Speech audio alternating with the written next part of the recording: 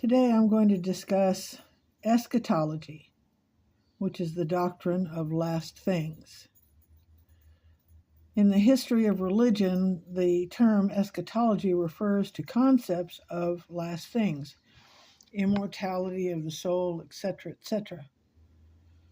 Oxford Dictionary says it's part of theological concerned with, it is part of theology concerned with death, judgment, and the final destiny of humankind. It comes from the Greek eschatolotos. So it has to do with death, judgment, heaven, and hell.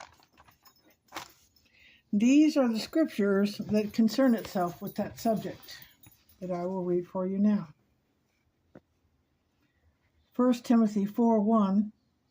In the last times, some will abandon the faith, following deceiving spirits and things taught by demons.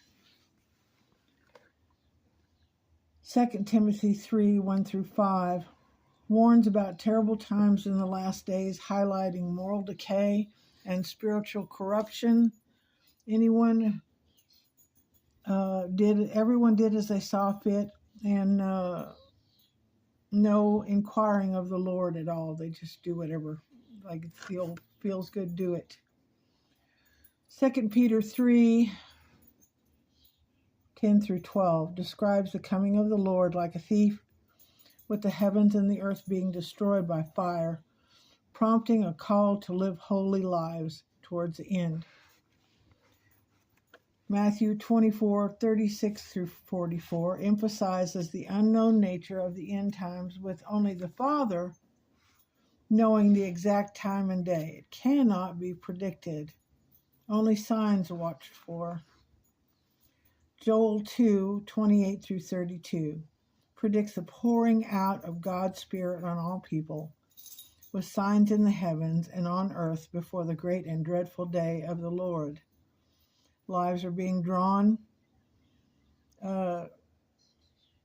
towards people that will believe and serve, and those that will not. Matthew 24:21. For then there will be great distress, unequaled by the beginning of the world until now, and never to be equaled again. Daniel 7-12 describes visions of the empires, the coming of the Son of Man, and a time of great trouble before God's deliverance of his people. Matthew 24:29-31 describes the sign of the Son of Man in the heavens, and all the tribes mourning and seeking him, coming on the clouds with power and glory. Revelation, a book filled with symbolic imagery depicting the end times, including the destruction of the wicked, the judgment of the dead, and the establishment of God's kingdom. Important themes: the second coming, the rapture, judgment, new heaven and new earth. The importance of preparedness and the Great Tribulation. Ezekiel 36:24. For I will take you out of the nations, and I will gather you from all the countries and bring you back into your own land, which happened May of 1948 with the rebirth of the nation of Israel. End of time signs, primarily found in Matthew 24, Mark 13, and Luke 21. Key signs: wars and rumors of wars, Matthew 24:6, Mark 13:8, Luke 21:9. Famines and earthquakes, Matthew 24:7, Luke 21:11. Increased wickedness and love itself growing cold, Matthew 24:12, 2 Timothy 3:1-5. Persecution of Christians, Matthew 24:9 and 2 Timothy 3:12. False prophets and Christs, Matthew 24:5, 2 Timothy 3:1-5. The gospel preached to all nations, Matthew 24:14. Signs in the sun, moon, and stars, Luke 21:25. Distress of the nations, Luke 21:25. People fainting with fear, Luke 21:26. The beast from the sea, Revelation 13:1-8, and the beast from the land, Revelation 13:8. The woman clothed with the sun, Revelation 12:1-14 and 20. The dragon, Revelation 1-14 and 20. The increase of technology and gaining wisdom, Daniel 12:4.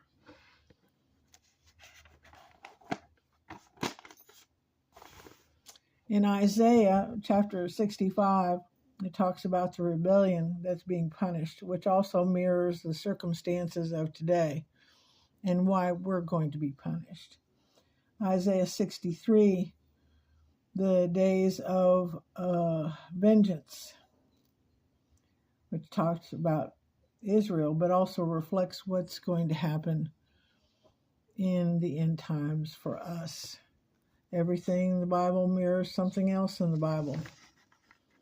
It is good for knowledge, study. It is your armor. Do not forget to put on the armor of God. You have to have it, especially this day and age where Satan is going around trying to drag everybody down into the pits of hell as quickly as he possibly can. Look it up. The armor of God. Study it. Learn it by heart, because these are the areas that Lucifer is going to try to hit and hit often. I pray that everyone is doing well and staying in the bosom of Christ, and have a blessed day. Amen.